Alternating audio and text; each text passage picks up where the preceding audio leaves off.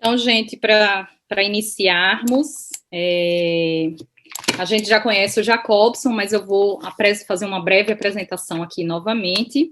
O Jacobson Santana Trovão, ele é coordenador nacional da área da mediunidade na Federação Espírita Brasileira, autor do livro Psicofonia na obra do André Luiz, da editora FEB, articulista do periódico Reformador, também da Federação Espírita Brasileira. E hoje ele vai conversar com a gente sobre o tema o médium e o controle dos pensamentos, tá? Então, ele vai começar conversando e depois ele vai abrir para perguntas, para que a gente possa interagir com ele, tá bom? Então, antes de iniciarmos, vamos fazer uma prece, vamos todos fechar os nossos olhos. Querido Mestre Jesus, queridos mentores de cada um de nós, queridos mentores que tomam conta do movimento espírita do Brasil e do Canadá, pedimos que sejam conosco, nos acompanhando no decorrer desse encontro, para que tenhamos o melhor proveito e saiamos daqui mais ricos de conhecimento, para assim nos auxiliar e auxiliar encarnados e desencarnados que chegarem até nós. Agradecemos a oportunidade, que o nosso Mestre Jesus seja conosco. Graças a Deus. Jacobson, sua palavra. Mais uma vez, muito obrigada por estar aqui de novo com a gente, tá bom? No Allan Kardec Vancouver Society. Eu que agradeço, Rafaela, o convite para, mais uma vez, estudarmos o tema mediunidade e hoje com o enfoque da questão do controle dos pensamentos. Este ano, 2021, o Livro dos Médiuns completa 160 anos. O Conselho Espírita Internacional, as federativas dos países de todo o mundo que já tem contato com o Espiritismo, têm homenageado essa obra tão importante para a compreensão do pensamento e das nossas relações de comunicação uns com os outros e com o plano espiritual. Então, a nossa homenagem também para que nós tenhamos o estímulo para estudar este livro. E Allan Kardec, em O Livro dos Médiuns, fala do pensamento enquanto linguagem universal. Que o médium é sempre o intérprete dos pensamentos dos espíritos. Aliás, o que nos faz médium é exatamente isso, a capacidade de contato com outros pensamentos, a capacidade de contato de nossa mente com outras mentes. Uma vez que a mediunidade é uma faculdade multiforme, que varia desde os fenômenos mais ocultos, como a inspiração, a intuição, até as manifestações de aparições físicas. Kardec também nos revela que os espíritos são capazes de conhecer os nossos mais íntimos pensamentos. Revela também que os nossos pensamentos são capazes de atuar no nosso corpo espiritual ou perispírito, que ali se fotografam, que os espíritos inferiores podem assistir os nossos pensamentos na sucessão em que acontecem, mesmo que nós não realizemos o intento, mas os nossos pensamentos se projetam em torno de nós, numa atmosfera fluídica que nos envolve, como expansão natural do perispírito, e que o espírito André Luiz chama de aura numa de suas obras. É, pois, a manifestação do pensamento na nossa aura que cria uma plataforma de contato psíquico entre nós e os desencarnados, mas não somente entre nós e os desencarnados, mas também com os encarnados, e nos permite igualmente a percepção dos fluidos ambientes. Como que querendo dizer e reafirmando o que é colocado em O Livro dos Espíritos, que eles, os espíritos, são capazes de reconhecer, de captar os nossos mais íntimos pensamentos. Então, todo aquele que queira entender mediunidade necessita compreender a dinâmica do pensamento. É por isso que o estudo da mediunidade é, na verdade, um estudo da mente humana, e não apenas estudo de fenômenos. Todo aquele que estuda a mediunidade para compreender o fenômeno, todo aquele que estuda a mediunidade para circunscrevê-la no âmbito das 4 paredes da sala da sessão mediúnica uma vez por semana, ou aqueles outros que se aventuram em praticar a mediunidade sem nenhum conhecimento, restringem o alcance do que é mediunidade. A mediunidade é uma faculdade inerente ao ser humano. Não é privilégio de alguns. Naturalmente, que uma pequena parcela da população humana é capaz de ter uma percepção mais clara dos espíritos, o que nós chamamos de médiuns ostensivos. O que não quer dizer que os demais, a grande maioria da população, não sofra igualmente a interferência em sua psique dos pensamentos dos espíritos que com ele venham a conviver. Então nós precisamos entender o pensamento. Entender o pensamento é entender a nós mesmos, como sentimos, como reagimos. E nestes tempos em que estamos sofrendo o isolamento social e começamos a entrar em contato mais próximo com as nossas tendências e os nossos desejos, muitas vezes refreados por uma política sanitária, quando desejamos fazer algo e não podemos, nós começamos a perceber mais claramente os impulsos que acabam nos dominando. E os médiuns, ostensivos ou não, estudantes da mediunidade, sofreram um impacto acentuado do isolamento social,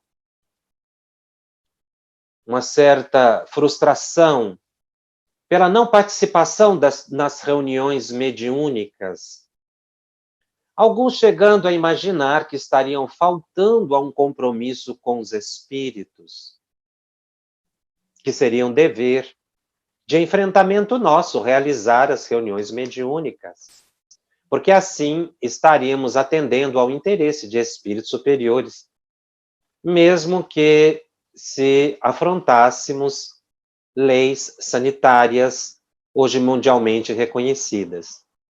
Esse é um grande engano. Porque nós estamos tendo uma oportunidade ímpar nesse momento de afastamento social, que é o de começar a entender as repercussões da mediunidade em nosso dia a dia.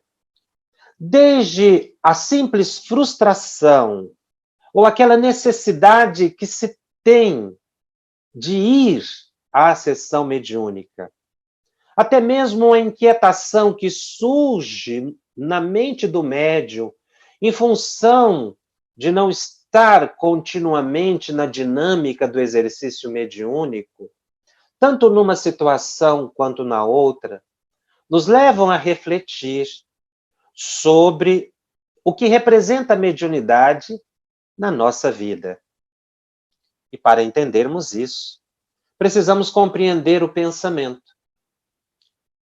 Esse pensamento que normalmente nós temos como que dominante sobre nós, que em geral não estabelecemos crítica, que sentimos a vontade frágil diante de uma tendência ou de um desejo. Então, que vamos encontrar na literatura espírita um estudo excepcional da questão do pensamento, no capítulo 25, do livro Roteiro, psicografado por Francisco Cândido Xavier, ditado pelo Espírito Emmanuel. O capítulo intitula-se Ante a Vida Mental. A partir do próprio título deste texto excepcional, nós já começamos a ver a intenção do Espírito Emmanuel em ampliar a compreensão do pensamento, ao falar de vida mental. A expressão vida mental não é apenas uma metáfora, uma figura de linguagem, não quer dizer apenas um simbolismo. Mas o espírito se refere a uma realidade. Nós temos uma vida física. E podemos dizer que temos uma vida mental, que nem sempre se harmonizam. Porque muitas coisas que passam pela nossa mente não se concretizam efetivamente no plano material. Mas não quer dizer que não tiveram repercussão em nós. Por isso, nós temos sim uma vida mental, que muito se associa, na verdade, a uma vida de espírito, que temos ainda quando encarnados. Então, a abrangência dos nossos pensamentos é tal que podemos considerar que o pensamento, como emanação do espírito, estabelece ao redor de nós um ambiente de vitalidade, positiva ou negativa. Por isso, vida mental.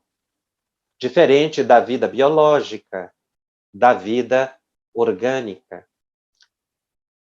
E a certa altura desse texto, o Espírito Emmanuel, analisando a mente, o pensamento, diz que a mente é manancial vivo de energias criadoras. Nós que temos o pensamento como algo abstrato, necessitamos evoluir esse pensamento para reconhecer a concretude dos pensamentos. Pensamento é substância. Pensamento é matéria. Pensamento é coisa mensurável. Informam-nos os espíritos superiores que uma das maiores pesquisas que se faz no chamado plano espiritual, na sociedade dos espíritos, nos ambientes de pesquisas espirituais, é exatamente o peso do pensamento enquanto matéria. Uma vez que a natureza do espírito é totalmente desconhecida de nós todos. Em se considerando o pensamento como substância, nós verificaremos que ele tem sim uma repercussão e um reflexo no nosso comportamento, na dinâmica fisiológica do nosso organismo, uma ação do sistema simpático, no sistema parasimpático, chamado sistema autônomo, porque reage sobre o nosso corpo perispiritual, mas o nosso pensamento também se exterioriza para atuar nos fluidos do ambiente. E quando somos capazes de perceber os fluidos do ambiente, as emoções de uma pessoa pelo pensamento, os estudiosos nominam essa possibilidade psíquica de psicometria, ou seja, na visão espírita. Todos nós somos dotados da possibilidade de sofrer a influência do ambiente de pessoas encarnadas ou desencarnadas. Assim como também nós somos capazes de influenciar. Então, o Espírito Emmanuel, desenvolvendo o pensamento, vai esclarecendo que encarnados e desencarnados, que povoam o planeta Terra, na condição de habitantes de um imenso palácio de vários andares, em posições diversas, produzem pensamentos múltiplos que se combinam, que se repelem ou que se neutralizam. Esta sim é uma imagem em que Emmanuel, que é um expert na criação de imagens simbólicas para nos facilitar o entendimento de temas tão complexos, já que ele mesmo diz que muitos assuntos tratados no mundo espiritual, falta aqui no plano físico uma terminologia apropriada, quando ele compara a humanidade, o planeta Terra, a um grande edifício, um grande palácio, com andares variados, ele fala exatamente das diferentes ordens de espírito, que muitas vezes podem ocupar o mesmo ambiente, mas que não se veem, porque vivem em dimensões diferentes.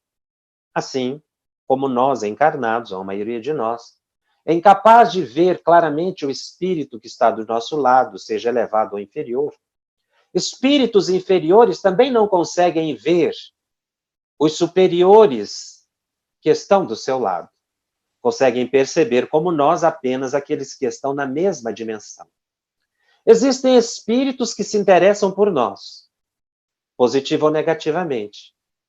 Outros espíritos não se interessam por nós. Outros têm verdadeiro desprezo e se preocupam apenas com seus interesses. Eles podem nos ver. Os espíritos superiores igualmente podem ver e entrar em contato com espíritos de naturezas inferiores. Mas os inferiores não percebem os superiores. No entanto, conforme diz Emmanuel, embora nós não tenhamos a percepção clara das diferentes ordens de espíritos ou as dimensões em que eles habitam, os nossos pensamentos podem se combinar, podem até se repelir ou neutralizar. Esse é o grande aprendizado do médium. Que nos nossos estudos de mediunidade precisam ser intensificados. A questão da combinação de pensamentos. O instante em que devemos repelir um pensamento, ou como neutralizar pensamentos. É o estudo da sintonia, que o espírito André Luiz chama de circuito eletromagnético, ou circuito mediúnico, mais especificamente, comparando com os sistemas elétricos que temos em nossos lares, em que a energia, caminhando pelo fio, é capaz de atingir um aparelho, uma simples lâmpada, mas que depende do interruptor liga e desliga.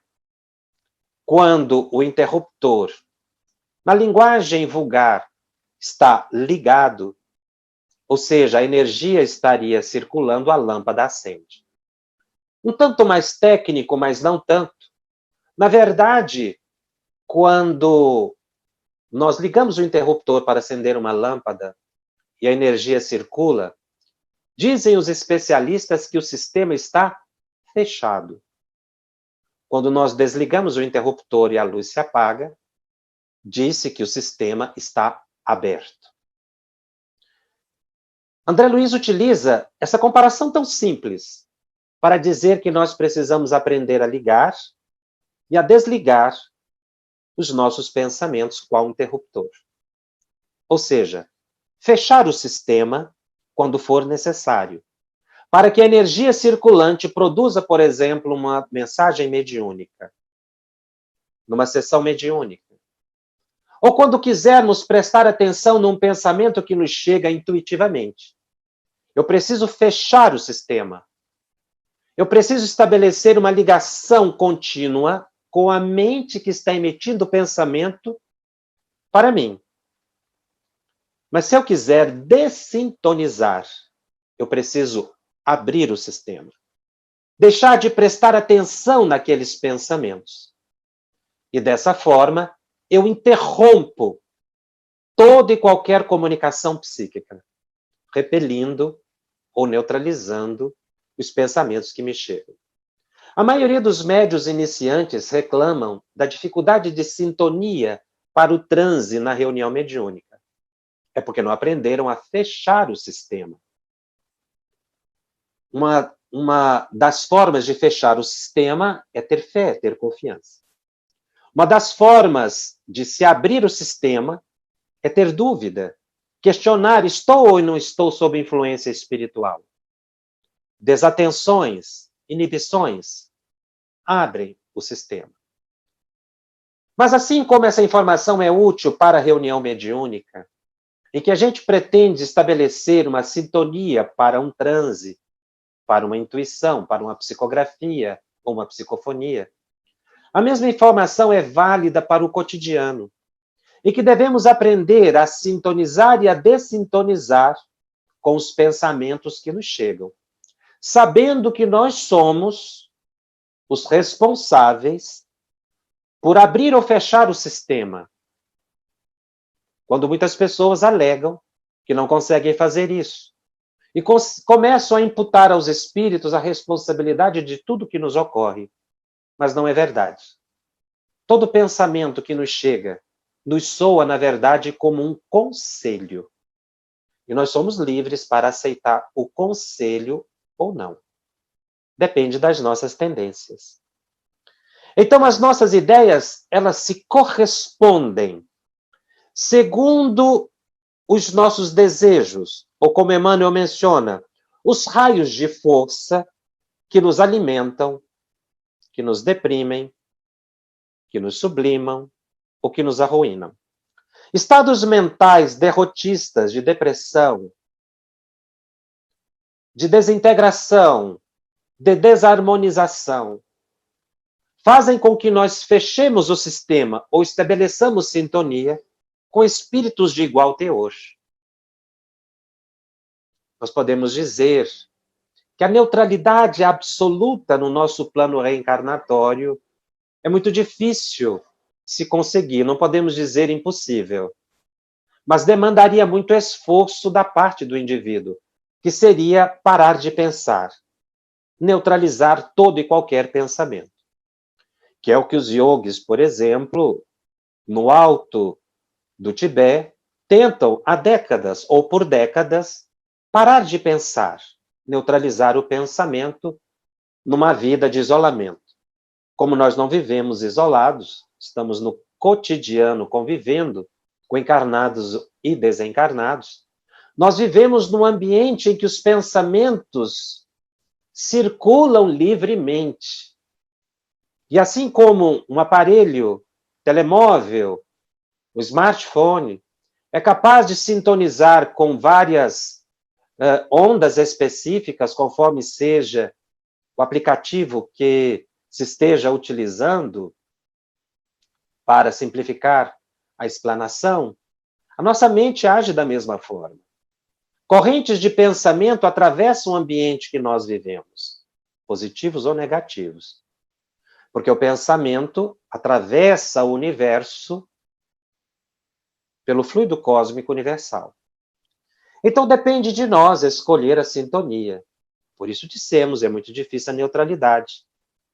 Porque nós não podemos nos desligar, como se desliga um aparelho de computador. Mesmo quando estamos dormindo, a nossa mente permanece ativa, estabelecendo sintonias, fechando sistemas com aqueles que nos são de interesse e abrindo os sistemas, muitas vezes, com aqueles que pretendem nos auxiliar. Então, nós passamos a viver num plano de ação e de reação sobre os nossos pensamentos. E aí, entra um capítulo muito interessante no estudo do pensamento, que é a imaginação. Que nós a temos como algo fugaz, imaterial, porque nós não vemos o que imaginamos. Aliás, talvez nem todos ficássemos confortáveis sabendo que outras pessoas estariam observando as nossas imaginações. Dizemos, as imaginações são minhas. Não tem concretude. Eu posso imaginar e não realizar. Essa é a visão humana, psicológica, organicista do próprio pensamento. Mas na visão espiritual não é assim. A imaginação, como elemento de projeção do pensamento, também é substância, é mensurável, é perceptível. E dependendo do que nós pensamos, com a intensidade que pensamos, nós estabelecemos nas nossas imaginações vitalidade, energia e movimento. Então, embora no plano físico nós acreditemos que as nossas imaginações não tenham repercussões, no plano espiritual tem graves consequências, porque estabelecem sintonias. E conforme a sintonia positiva ou negativa das minhas imaginações, eu vou pensar cada vez mais insistentemente naquele tema, naquele assunto. Eu posso estabelecer uma sublimação da minha alma se o pensamento for positivo. Mas posso estabelecer um processo obsessivo de fascinação gravíssimo em função da imaginação. Quanto mais eu penso, quanto mais eu idealizo, mais eu dou corpo para aquelas imaginações que, como dissemos, no plano espiritual tomam vitalidade, são perceptíveis, são visíveis, são mensuráveis, estabelecem um clima de atratividade, qual um ímã mento-eletromagnético, que faz com que se aproximem de nós entidades, espíritos, que com eles se sintonizem com o mesmo pensamento ou com os mesmos desejos. Foi o que Allan Kardec chamou de simpatia ou afinidade. Mais tarde nós vamos perceber que encarnados também se aproximam de nós sem o perceberem, pela intensidade dos nossos pensamentos. São aquelas atrações espontâneas, em que uma pessoa se aproxima de outra e sente uma afinidade de primeira vez. Parecem que, na verdade, se reconhecem desde longa data, tanto para as atitudes positivas, quanto para o cometimento de crimes ou de violências. É a simpatia. São os pensamentos que se associam, são as afinidades que se estabelecem em função inicialmente da imaginação. E conforme for a tendência do indivíduo, quanto mais ele imagina, mais ele tem vontade de realizar e acaba cometendo o ato, muitas vezes insano. O que fazer? É aí que entram aspectos muito práticos na temática que nós estamos estudando. Precisamos efetivamente aprender como abrir e fechar o sistema, ligar e desligar a tomada, sintonizar e dessintonizar. Esse é o grande aprendizado do médium em todas as etapas da sua dinâmica da mediunidade. Ou do exercício prático da mediunidade na convivência com os espíritos. É o resultado de grande sabedoria. E nós poderíamos anotar como primeiro elemento para que nós fechemos o sistema ou sintonizemos com os espíritos elevados, ao mesmo tempo em que dessintonizamos com os espíritos inferiores, é a oração. Nós precisamos aprender a orar. Porque a oração nos eleva e precisa ser hábito. Guardarmos um tempo para a meditação. A leitura inicial mostra um aspecto importantíssimo que o Espírito Emmanuel coloca no livro Caminho, Verdade e Vida, que nos foi lido na meditação, em que ele ensina que nós devemos resguardar alguns instantes do dia para isolarmos das preocupações, qualquer que seja ela, tranquilizarmos a mente e nos sentirmos conduzidos pela barca do Cristo e, em comunhão com Ele, elevar o pensamento. Mas também leituras edificantes nos ajudam a dessintonizar, assim como leituras inferiores nos ajuda a dessintonizar com espíritos inferiores. Assim como leituras degradantes, ou sites, ou imagens negativas, embrutecidas de sensualidade, estabelecem sintonia com os espíritos inferiores. O estudo espírita também nos ajuda a estabelecer uma sintonia contínua elevada. É claro que em nosso plano evolutivo, a maioria de nós não consegue manter este nível desejável. Muitas vezes a gente oscila. Mas é o esforço para manter a sintonia elevada que nos amadurece. Outro aspecto, vontade ativa. Deixar de dizer eu não consigo controlar os meus pensamentos. Consegue. Faça um instante de meditação. Seja mais enérgico consigo mesmo. Estabeleça uma autodisciplina. Eu não vou ceder. Daí a pouco eu cedo. Mas eu vou insistir e persistir. Até que eu não cedo mais àqueles impulsos. Um de cada vez. Porque nós não vamos evoluir da noite para o dia. Mas aquilo que eu já consegui, aquilo que eu puder conquistar, representará para mim, efetivamente, progresso espiritual. Resistência aos impulsos. Prestar atenção no que fala. Não reagir tanto às emoções. Se alguém me ofende, para. Espera. Não responda de primeira vez. Pense. Nós temos a oportunidade de escolha entre reagir e não reagir. Perdoar ou não perdoar. Evitar o isolamento social. Porque, embora não possamos estar interagindo com todas as pessoas, mas conversemos com as pessoas. Porque, às vezes, estamos em família e queremos ficar num quarto isolado. Isso é muito negativo. Porque faz com que nós permaneçamos no plano das imaginações, alimentando sintonias negativas, muitas vezes. Não se isole. Converse com as pessoas. Que seja por um aparelho telemóvel, smartphone, por um computador. Não fique sozinho. Procure interagir com as pessoas. Porque quando você está conversando com pessoas em assuntos elevados, você dessintoniza. Até mesmo uma caminhada que se possa fazer num parque faz com que você desconcentre de pensamentos inferiores e projete sua mente nas belezas da natureza, elevando o próprio pensamento. Controlar o nervosismo, a depressão, a ansiedade, os falatórios. Às vezes a gente fala demais. Então, embora nós recomendemos que não nos isolemos e conversemos com as pessoas, mas é conversar. Não é falar sozinho. É ouvir.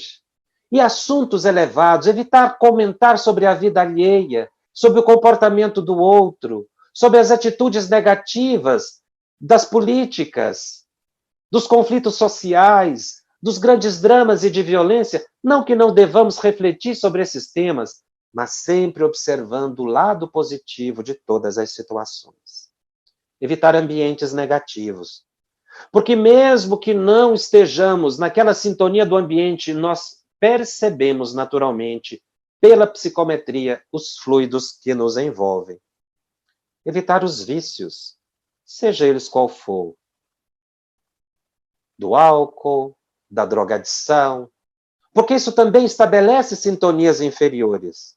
Sites, notícias deprimentes, alarmantes, aquelas que chocam a nossa sensibilidade, não devem ser absorvidos pelos médiuns mais sensíveis, porque ficarão plasmados na sua mente. E quanto mais você pensa, aquelas imagens que deveriam desaparecer vão ganhando energia, vida e concretude.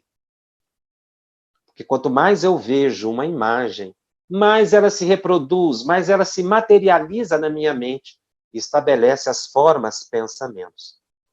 Os médiuns também devem evitar valorizar doenças imaginárias ou enfermidades reais. Então, uma leve dor de cabeça, um mal-estar, desvie a atenção, não preste atenção. Obviamente que, se for algo concreto e que o indivíduo reconheça como uma enfermidade, trate, busque o medicamento. Não fuja do médico, não fuja da assistência psicológica, mas não se deprima no tratamento. Guarde a tranquilidade, a fé, a esperança, a alegria, mesmo com padecimentos que estejamos sofrendo.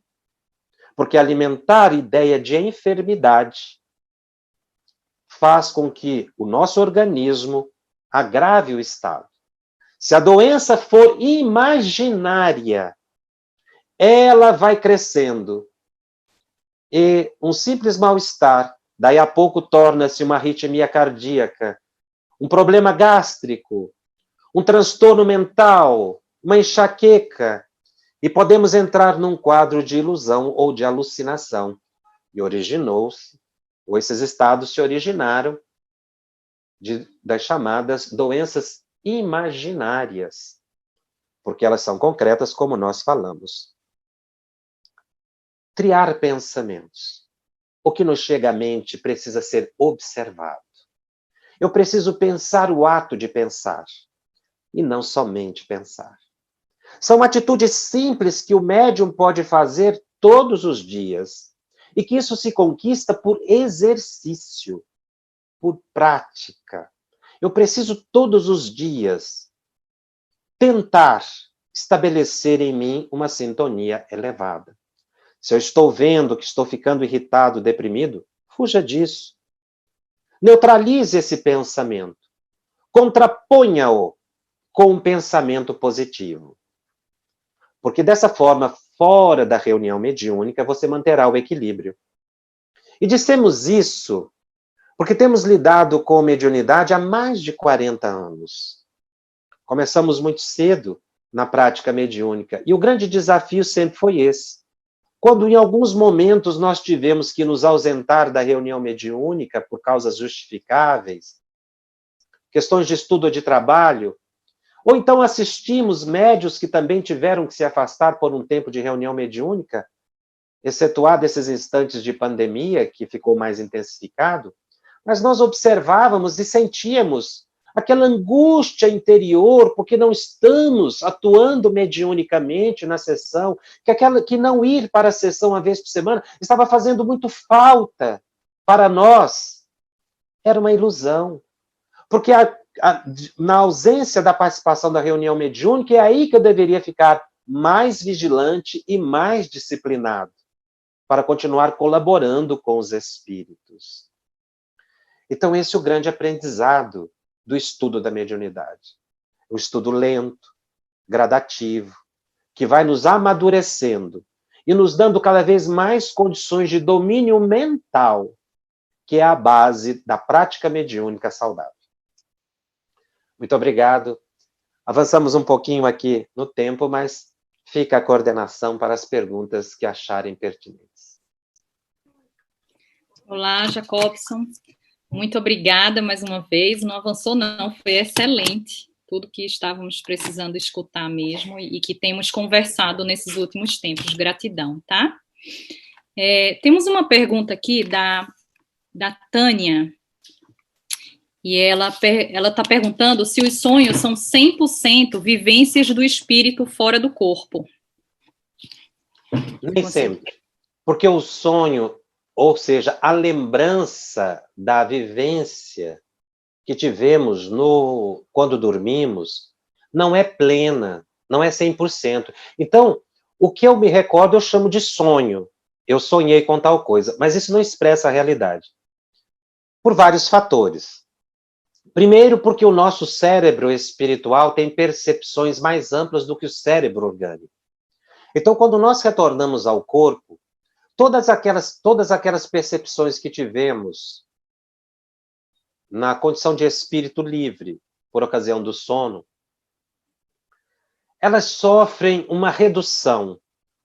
É como se fosse um filme recortado, que é o que a nossa mente é capaz de armazenar. Então, esse filme recortado, ele fica sem noção, ele fica sem roteiro, ele fica sem lógica. Porque eu percebi mais do que o corpo foi capaz de registrar. Outra é a própria influência da química orgânica, da nossa fisiologia, que faz com que também interfira na lembrança das vivências espirituais. Até mesmo a alimentação, um tanto mais indigesta, pode me causar uma alteração na lembrança da vivência espiritual. Há um outro fator também, que são as imagens captadas por nós no cotidiano, que ficam armazenadas na nossa memória, volátil, mas que no momento em que nós acordamos pela manhã, se misturam com a vivência ou as lembranças reais do mundo espiritual. Poucas vezes nós temos a lembrança integral. E acrescentaria, por fim, mais um elemento. Os espíritos superiores nem sempre permitem que lembremos de tudo, porque isso prejudicaria a nossa vivência na Terra. Talvez muitos de nós quisessem ficar lá no plano espiritual, se for um ambiente feliz. Ou então, se nós visitamos pelas tendências ambientes inferiores, nós podemos fortalecer vínculos psíquicos obsediantes. São nesses estados que os espíritos nos hipnotizam e fazem com que nós passemos o dia em plena fascinação. Então, esses fatores todos interferem. Foi o que a psicanálise tentou verificar nas suas interpretações de sonho, tanto por Jung quanto Freud e os seus seguidores, estabelecer um entendimento do que a mente seria capaz de revelar subconsciencialmente do comportamento do indivíduo através dos sonhos. Faltou à psicanálise a dimensão espiritual e também a excessiva fixação nos impulsos da sexualidade.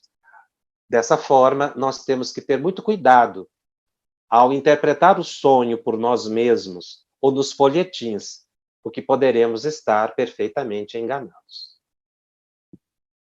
Obrigada, Jacobson. Deixa eu fazer uma pergunta que muitas pessoas vêm conversar conosco.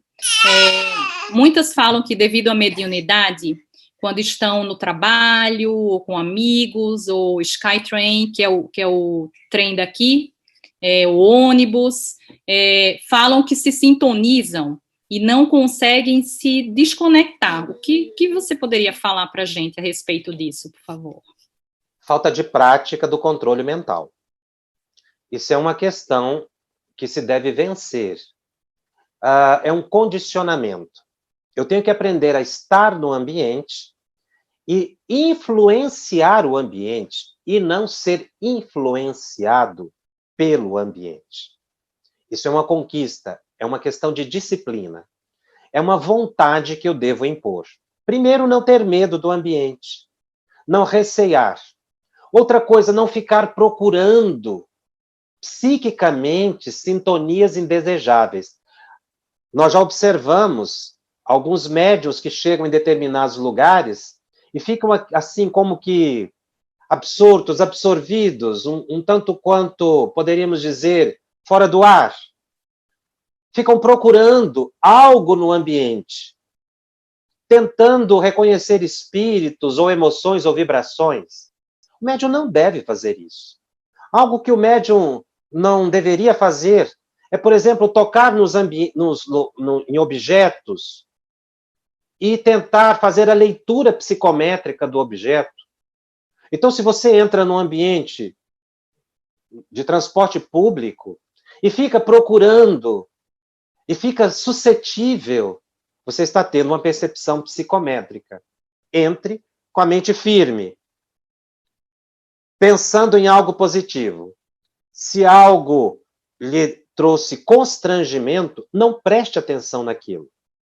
Procure ficar consciente e não suscetível. Isso a gente adquire na oração e na meditação. Muitos médiuns, na hora da oração, entram num clima emocional tão grande que chegam a desdobrar. Isso é inadequado. Isso é uma indisciplina. Eu devo fazer oração para ficar consciente e não inconsciente, que é um grande mito na mediunidade. Então a pessoa vai num ambiente público está junto com outras pessoas, como você mencionou no transporte. Eu preciso me tornar senhor de mim mesmo. Ter um autocontrole. Sentir algum impulso? Não preste atenção. Fique atento ao que está realmente acontecendo no presente, naquele lugar, naquele instante. Não fique lembrando do passado, não fique lembrando do futuro, e não fique divagando psiquicamente, para que você não estabeleça uma sintonia. Entre num ambiente com a mente firme, concentrada, senhor de si, determinando o que você vai fazer, porque assim você não vai sofrer a interferência psíquica espontânea de pessoas ou do próprio ambiente. E evitar também tentar fazer qualquer conexão não adequada fora, por exemplo, de reunião mediúnica. Excelente, Jacobson. Obrigada. O Clésio tinha feito uma pergunta com relação à meditação. A meditação que é divulgada hoje em dia, se ela seria útil. Lembrando que a gente, quando fala em meditação na doutrina espírita, é o recolhimento ao nosso momento, ao nosso interior, né? Não necessariamente a parte física, aquela que a gente senta em algum lugar para, numa sala ou algo assim, mas para introspectar, né? Eu não sei se é essa a palavra. Mas aí ele pergunta, a leitura edificante é uma forma de meditação? Né, Jacobson? Bom, você já colocou aí a meditação na visão espírita, ela diferencia, por exemplo, da meditação transcendental, da meditação oriental. A meditação transcendental foi uma tentativa de um pesquisador norte-americano de adaptar as técnicas orientais ao Ocidente, que eram muito rígidas. Então surgiu a dinâmica da meditação transcendental, em que a pessoa ela busca, através de exercícios, concentrar-se em algo, na respiração, não é? Numa imagem, ou a tentativa, como mencionei, de não pensar em nada. Esses são exercícios que têm uma utilidade até certo ponto para o médium, mas não integralmente. Porque não basta concentrar, por exemplo, na respiração, para que eu adquira uma sintonia elevada. Eu posso fazer uma interrupção de algo que me traga ansiedade momentaneamente. Mas se eu não aprender a dominar o pensamento, eu voltarei àquele estado. Ou então ficarei o dia todo na tentativa de dessintonizar. A sintonia no espiritismo tem a ver com comportamento. Então, uma leitura edificante, quando eu penso no conteúdo da leitura, reflito sobre aquele conteúdo, eu estou meditando sobre o conteúdo. E isso faz com que eu introjete aqueles conceitos e o que vai me facilitar aplicá-los na prática. E no mesmo instante eu estarei me sintonizando com espíritos elevados. Então a meditação no espiritismo tem um conceito mais amplo, assim como concentração, que para yoga ou para doutrinas orientais é simplesmente um recolhimento, um isolamento, não é? Da mente de pessoas, de locais. A concentração mediúnica se refere a um burilamento das emoções que me facilite a sintonia com espíritos elevados. Então, no espiritismo, a meditação, ela abrange os aspectos de efetivo controle da psique e das emoções para sintonias elevadas. E para isso eu tenho que orar, estudar, meditar sobre o que eu estudei e, assim, alterar o comportamento e estabelecer sintonias elevadas. Muito obrigada, Jacobson. Tem algumas perguntas aqui, eu vou pular aqui para a da Maria.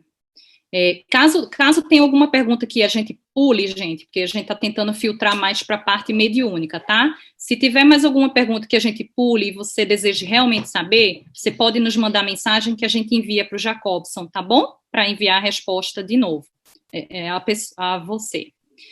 A Maria faz uma pergunta aqui. Até onde o que foi construído mentalmente, ainda que não concretizado, podemos mudar? Nós podemos mudar a qualquer momento, desde que desejemos. Eu mude o pensamento, eu me esforce para isso. É claro que muitas vezes, se for um pensamento que esteja em nossa mente por longo tempo, a concretude dele será maior, então o que vai me demandar em mim maior esforço. Mas as formas mentais, as criações mentais terão a existência na medida do meu pensamento. No momento em que eu deixei de pensar naquilo, no momento em que eu perdoei, por exemplo, no momento em que eu me reconciliei, no momento em que eu observei o lado positivo das situações, no momento em que eu deixo de desejar algo negativo, o mal para alguém, o ciúme, ou simplesmente deixo de ficar com imaginações sedutoras, aquilo começa a desaparecer, como a nuvem que vai se desfazendo. Porque aqueles fluidos todos que foram agregados pela nossa mente e criou uma imagem, eles vão se desfazendo, se destruindo, se desintegrando e voltando para a natureza. Então, depende do meu desejo forte de modificar o pensamento. Que aí, aquelas criações psíquicas somatizadas ou psicossomatizadas ou criadas em torno de mim, vão aos poucos diluindo. A prece é um excelente recurso para a diluição desses fluidos concentrados negativos.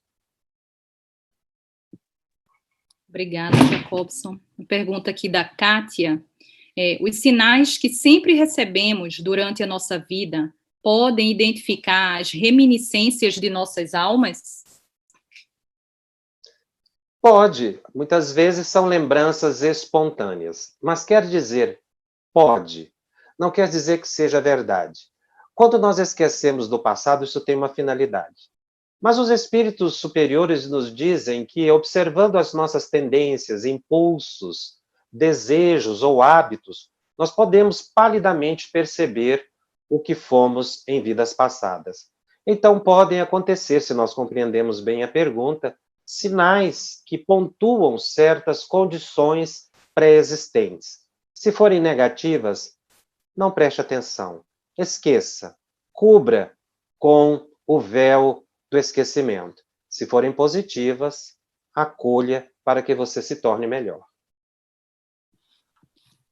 O Rodrigo está perguntando aqui.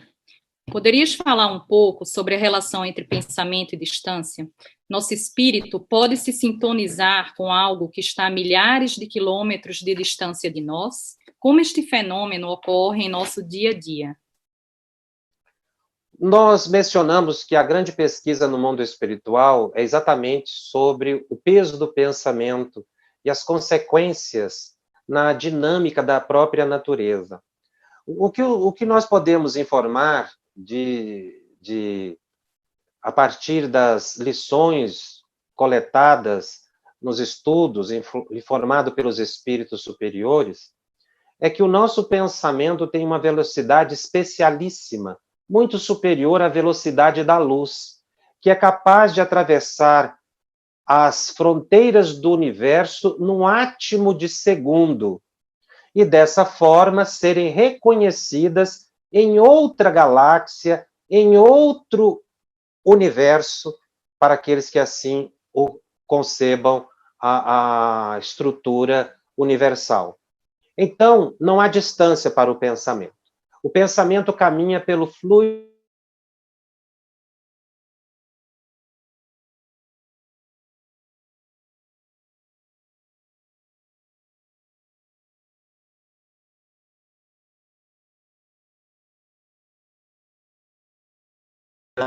emitimos o nosso pensamento. Quanto mais insistente for o meu pensamento, mais distante ele vai. Então, nós podemos dizer que nós vivemos em rede. Porque uns espíritos superiores captam as nossas orações? Porque elas são capazes de atravessar o universo. Dependendo do modo que desejamos, dependendo com a fé e a confiança e o merecimento, as nossas orações serão atendidas. Mas não quer dizer que elas não foram percebidas. Então, a velocidade em si não nos é revelada, mas ela é capaz de atravessar espaços inimagináveis. Obrigada. A Tatiana está perguntando o seguinte: uma vez que as nossas sintonias serão definidas, assim, pela nossa disciplina, como por nossas brechas morais, desligar e ligar o circuito seria algo que vai além da forma de como damos vazão à mediunidade, ou seja, seria algo essencial, principalmente nesse momento de transição? Não tenho a menor dúvida que é essencial. Porque a mediunidade é a possibilidade de tradução de pensamentos. E para que eu traduza o pensamento de alguém, eu preciso me sintonizar com esse alguém. Então é inerente à mediunidade a capacidade de sintonia. Mediunidade é faculdade, não é algo exterior a nós. Faz parte da nossa estrutura, faz parte da estrutura cerebral do espírito, se pudermos assim nos expressar. Daí a expressão de Kardec ser orgânica. Ela é orgânica tanto na dimensão material quanto da espiritual, porque o perispírito é o veículo de manifestação da mediunidade no mundo espiritual. Então a mediunidade, como elemento integrante da nossa estrutura neuronal, seja orgânica ou perispiritual, assim como a visão, a audição, o olfato e o paladar, não é? É inerente à capacidade de sintonia. Assim como eu digo que ao enxergar algo, a capacidade de ver corresponde ou é inerente à minha possibilidade visual. Então, a sintonia é o elemento essencial no exercício da mediunidade, porque é através dela que eu vou traduzir os pensamentos captados. E o domínio da sintonia é o verdadeiro, ou representa o verdadeiro desenvolvimento da mediunidade. Desenvolver a mediunidade, ou seja, estabelecer o controle da dinâmica psíquica, é estabelecer a disciplina e, portanto, o controle da sintonia. Acho que conseguiu responder um pouco aí do que a Roberta escreveu. Se não, Rô, se não conseguiu, me fala aí na mensagem novamente que eu repito sua pergunta. Eu vou pular aqui para a do Marcos.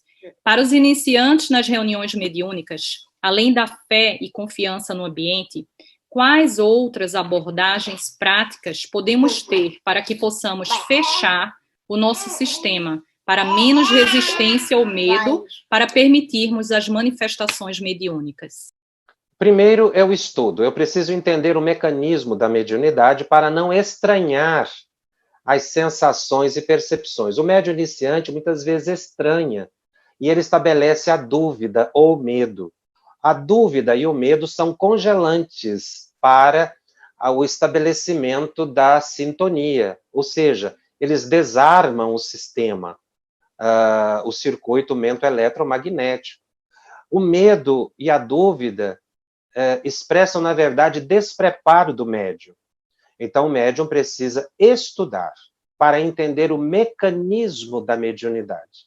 E assim, tudo que ele sentir ou observar em outros médiuns, ele não vai considerar como estranho. Estranho é o que eu não conheço. Então, eu preciso conhecer, saber. Sabendo, eu vou estar num ambiente controlado, tanto por mim quanto pelos demais, e aí sim eu posso ficar sereno, sem receio, o que vai facilitar a sintonia. Obviamente que Kardec agrega ao conhecimento o silêncio, o recolhimento, a fé raciocinada, que é consequência do estudo, não é? A confiança no dirigente, a confiança nos demais membros da equipe. Porque, na verdade, o meio também interfere na manifestação mediúnica. O meio quer dizer as pessoas que estão ali no ambiente. Então, eu preciso ter confiança nos espíritos, mas confiar também que o dirigente é uma pessoa capaz de me auxiliar se eu entrar em transe. Ele está efetivamente no domínio da reunião porque ele conhece, porque ele estuda. Ele precisa ser confiável. Assim como também eu preciso confiar nos demais membros da equipe. Saber que eles estarão em oração, que eles estarão dando apoio vibratório. E aí, com isso, sendo pessoas sérias, responsáveis, estudiosos, terão a assistência dos bons espíritos. Então, a base de tudo é o conhecimento e esses fatores que facilitam ou favorecem o desenrolar da reunião mediúnica. Tudo isso dá segurança ao médium para que ele não tenha receio na prática da mediunidade. Excelente. Sendo uma grande aula para a gente. O Tiago Leite escreveu assim: você poderia falar um pouco mais sobre a necessidade do estudo para o médium e os inconvenientes do não estudar? Vemos muita ansiedade por desenvolvimento de faculdades mediúnicas, mas pouco interesse pelo estudo. Muitas vezes colocamos o estudo em segundo plano, ou nem nos damos ao trabalho, devido a outros afazeres. E acreditamos que basta chegar no grupo mediúnico para estar tudo nos conformes. Esta é a grande ilusão do médium, que reconhece em si a mediunidade como uma capacidade psíquica, mas que desdém o próprio progresso espiritual. A mediunidade pode ser exercida, sim, sem estudo, até mesmo sem moralidade. Porque, assim como a visão, muitas pessoas desenvolvem habilidades visuais ou habilidades tácteis sem estudo, pela prática, por observar. Mas essas pessoas, os práticos, correm risco diante de situações inéditas ou inesperadas, porque lhes faltará um embasamento teórico suficiente para solucionar uma situação peculiar, sui generis, que foge àquele padrão de observação dele. Se assim acontece com a visão ou com as experiências de práticas manuais, ocorre o mesmo com a mediunidade. Mediunidade não é um salto no escuro. Então, o médium espírita precisa conhecer, saber, para melhor servir. Nos ambientes não espíritas, pratica-se a mediunidade segundo o próprio entendimento ou criatividade, que espíritos como Emmanuel e Alexandre Aksakov chamam de mediunismo. A mediunidade no espiritismo está codificada, positivada. O que quer dizer isso? Ela está escrita, ela está colocada enquanto normas. E o livro normativo ou guia dos médiuns e dos dirigentes de reunião mediúnica é o Livro dos Médiuns. Porque muitas pessoas não observam o subtítulo de O Livro dos Médiuns. Kardec o colocou, Guia dos Médiuns e dos Evocadores. Muitas pessoas não estudam o Livro dos Médiuns porque acham-se prontos.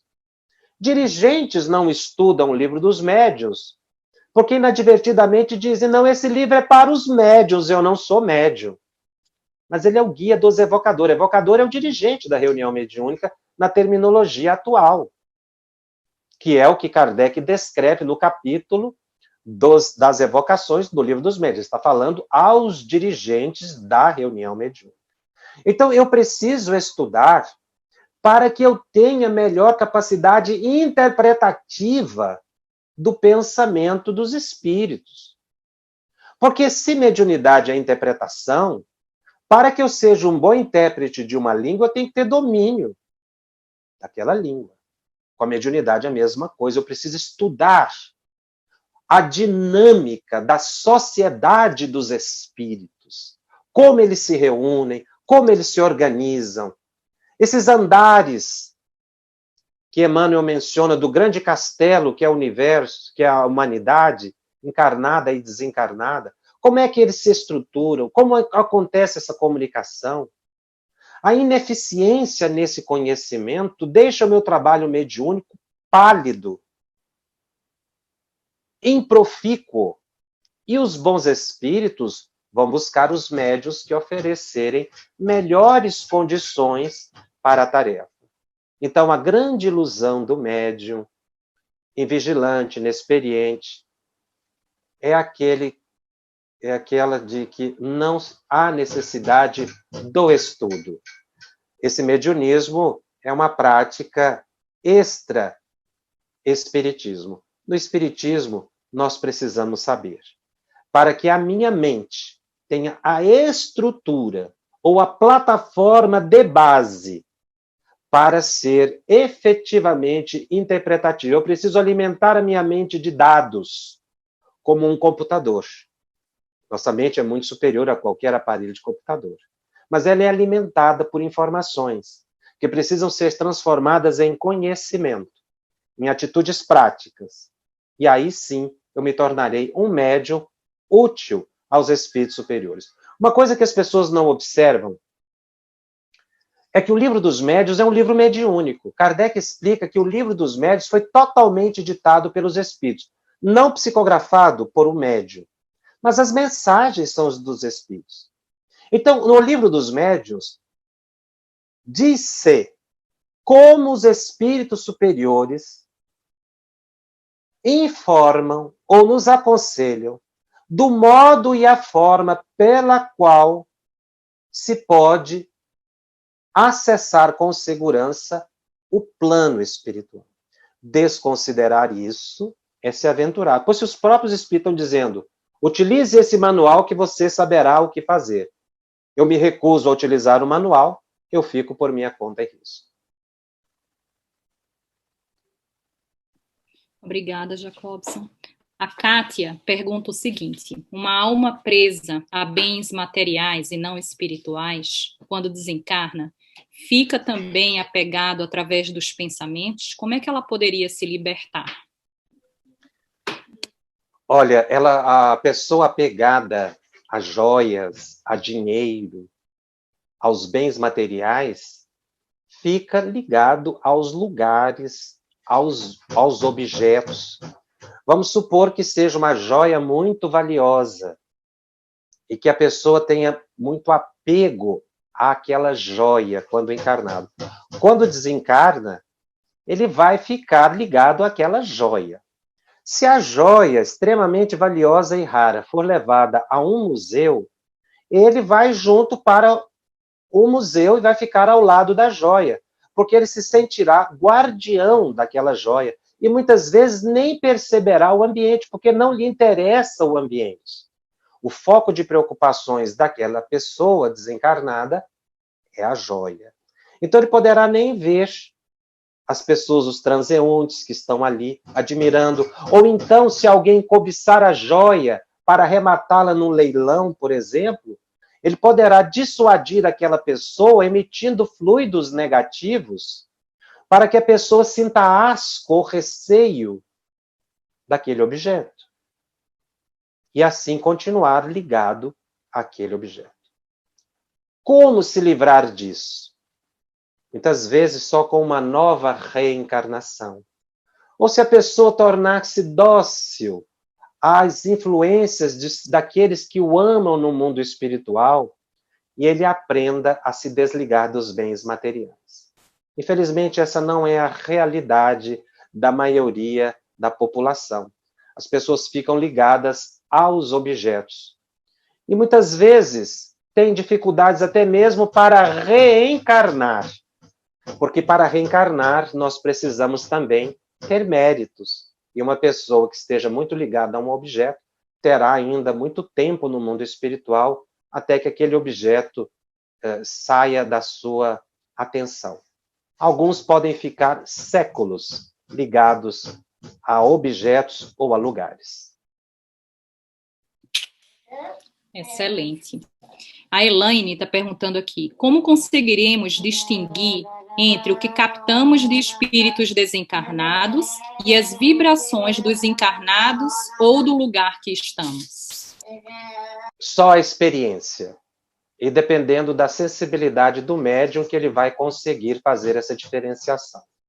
Então, se o médium for sensível e com o tempo ele for observando e for analisando, ele vai conseguir fazer essa diferenciação. Isso vai depender do indivíduo especificamente. Algumas pessoas conseguem mais, outras pessoas conseguem menos, outras não conseguem nada. Então, depende muito da faculdade mediúnica, da peculiaridade, da sensibilidade e da experiência com isso. Na maioria das vezes, essa diferenciação não é desejável, para que nós não fiquemos estabelecendo preferências ou antipatias desnecessárias. Nós temos que partir do seguinte princípio colocado por Allan Kardec. Se o pensamento é bom, acolha. Se o pensamento é negativo, afaste-se dele. Não importa a origem, se é de alguém, de um ambiente. Mas, realmente, a possibilidade de diferenciação está mais afeta à sensibilidade mediúnica do indivíduo e da sua experiência com esse tipo de fenômeno. Maravilha. Tiago Bassi fez uma pergunta que eu acho que eu não consegui compreender. Peraí. Médios ostensivos têm alterações na anatomia do córtex cerebral, como no caso de pessoas que conseguem enxergar cheiros. É isso, Tiago? Então, Rafa, o que eu quis perguntar é se tem uma doença neurológica que os pacientes eles conseguem enxergar cheiro e enxergar som. E eu queria saber se existe algum fator em comum com essas pessoas que conseguem enxergar cheiro e som com os médios ostensivos em relação à parte anatômica. Ah, ok. Você pegou, Jacobson? Entendi. O que os espíritos informam para nós sobre a questão da mediunidade é que a pessoa, para reencarnar com a mediunidade ostensiva, ela recebe tratamentos no mundo espiritual. Nós tratamos, inclusive, desse tema no livro Psicofonia na obra de André Luiz, anotando um trecho em que André Luiz menciona desses tratamentos, mas não chega ao ponto de dizer qual é o tipo de tratamento. Então, nós fizemos a seguinte ilação. Ora, o tratamento ele deverá atingir efetivamente o perispírito. Uma vez que o perispírito esteja alterado para que as percepções espirituais sejam possíveis, ou as capacidades psíquicas sejam ampliadas para perceber o mundo espiritual, porque o cérebro orgânico normalmente não tem essa capacidade, não tem a capacidade da metapsíquica, é necessário que o perispírito seja alterado, dando condições ao reencarnante para que após, na vida, ele tenha essas percepções.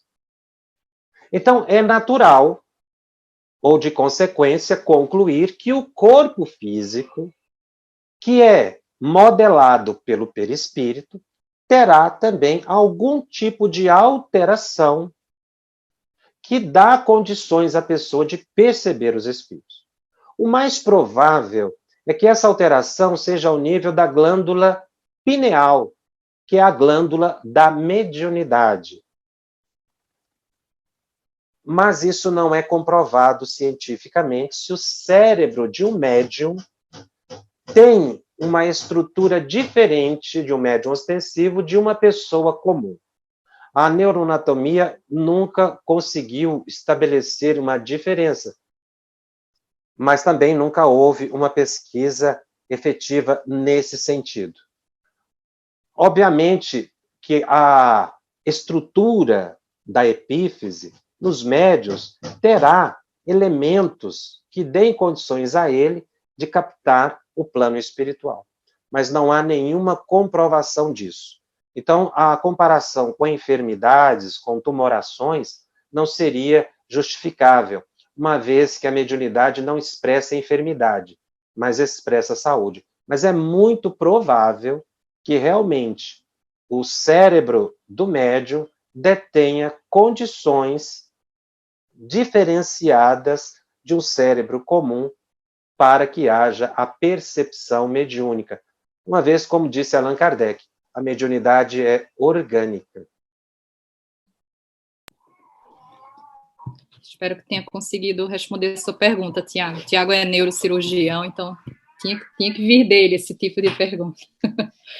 A Ana Paula, então a gente vai para a última pergunta, tá, pessoal? A Ana Paula pergunta: como ajudar se o médium iniciante nas reuniões mediúnicas se sentir muito mal, física e emocionalmente, pois sente as presenças espirituais e não consegue se controlar? A pessoa está na reunião mediúnica para aprender a se controlar. Então, é uma questão de tempo. Ela precisa informar ao dirigente o que está sentindo, e o dirigente vai tomar as providências necessárias.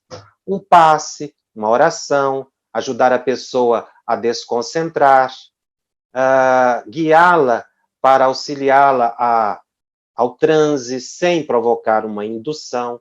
Mas o ambiente é propício para o aprendizado do controle dessas emoções. Inclusive, muitos médios sentem esses mal-estares fora da reunião mediúnica. Depois que passam a frequentar a reunião mediúnica, o ambiente, essas sensações se transferem para o momento da reunião mediúnica. Mas isso é o desejável, até que desaparece. Então, a pessoa deve relatar e receber o aporte necessário do dirigente experiente, que lhe auxiliará a superar esse mal-estar, esse condicionamento, não é? Provocado por sensações iniciantes. Com o tempo, isso tende a passar. Jacobson, muito obrigada. A gente agradece a todos que participaram conosco. E a gente queria ver se você deixa, por favor, uma mensagem para a gente, todos nós, médiums, ostensivos ou não, uma mensagem de encorajamento diante desses instantes de pandemia, onde não podemos estar nas nossas casas espíritas presencialmente, em nosso grupo mediúnico, em nossa classe de estudo, e depois já emendar numa prece, por favor. Bom, nós verificamos que estamos numa fase de aprendizado muito grande, numa aprovação coletiva, efetivamente. Toda dificuldade que passamos é para o nosso crescimento.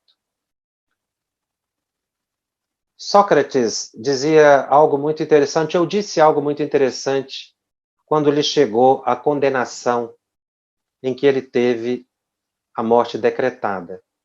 Ele tinha um espírito que sempre orientava, um benfeitor espiritual que ele chamava de daimon, que indevidamente foi traduzido mais tarde para demônio como algo negativo, mas o daimon sempre foi um bom mentor. Então Sócrates disse: o meu daimon sempre me orientou em todas as situações, sempre me livrou de situações muito difíceis, sempre me deu o melhor encaminhamento. E agora que eu estou enfrentando essa situação do julgamento, esta voz se cala. O que eu devo concluir? Que se essa voz se calou, é porque o que eu estou passando representa um bem para mim.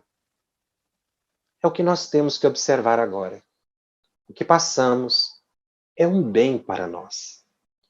Tiremos da mente a ideia de que Deus nos abandona. Deus nunca nos abandona. Nós estamos sempre com a presença de benfeitores espirituais, precisamos sintonizar com eles. Deixar de acreditar no poder do mal, para confiar no poder do bem. Pensar mais nos mentores, na elevada assistência, pedir-lhes o amparo, porque eles dizem que as nossas súplicas, os nossos pedidos não os cansam. Porque elevando o nosso padrão vibratório, nós irradiaremos para o ambiente, para as pessoas que convivem conosco, igualmente o bem-estar. Tiremos a negatividade das nossas relações. de que mediunidade é algo que me pesa, agradeçamos a sensibilidade que temos, porque ela é capaz de me revelar um mundo novo, e que no momento em que eu me controlar, eu terei mais paz e crescimento espiritual. Agradeçamos o lar que temos, as condições que vivemos, onde estamos, o que Deus nos oferta. Porque nesse sentimento de elevação espiritual, nós adquiriremos a paz e a tranquilidade interior. É o nosso olhar que dá a definição para a vida que temos, de felicidade ou de infelicidade. Amadureçamos o nosso olhar, para que nós possamos confiar mais na misericórdia divina, dessintonizar com os ambientes inferiores, acreditando mais no amparo de Deus. E numa prece, roguemos a Jesus que abençoe todas as pessoas que estão passando dificuldade. Que nós possamos auxiliar na medida do possível, que seja com uma prece, com um bom pensamento. Há tantos quantos têm padecido nossos irmãos de humanidade, pela desencarnação, pela tristeza, pela angústia, pelo isolamento. Construamos em nós um ambiente de confiança para irradiarmos a todos aqueles que estão na desesperança. Encontrem o conforto. Afinal, que nós possamos repetir com Francisco de Assis: fazei de nós, Senhor, instrumentos da vossa paz, significando que nós desejamos estar nos ambientes de maior sofrimento e conflito, porque é ali que a paz é necessária.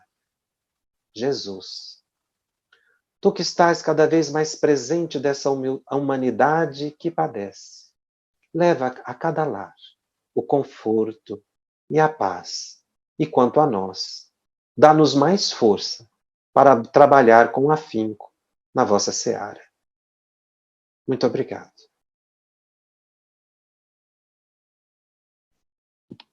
Graças a Deus. Muito obrigada, Jacobson, por essa manhã que foi tão especial, um presente para a gente, esclareceu tantas dúvidas, tantos questionamentos nossos, e que possamos seguir conectados no trabalho, né, do movimento espírita e conosco mesmo, né, com a nossa mediunidade. E agradecemos muito sua presença mais uma vez e agradecemos também a presença de todos, gente. Um excelente final de semana. Queremos aproveitar para a despedida, convidar as pessoas que se interessarem em fazer o curso conosco, estudando o Livro dos Médiuns, toda terça-feira, 20 horas, horário de Brasília, para estudarmos essa obra tão importante nesses 160 anos. Os programas ficam gravados na FEB TV e poderão ser acessados. É o programa Estudando o Livro dos Médiuns. E temos um grupo no Telegram, que também está aberto a perguntas para aqueles que desejarem. @FebTV_Médiuns. Agradeço a oportunidade aí de participar e a divulgação desse trabalho que é impessoal, para colaborar com os médiuns aí que estão nesse momento de isolamento. Rafaela, muito obrigado, um abraço a todos aí da equipe. Um abraço a todos, gente. Tchau, tchau.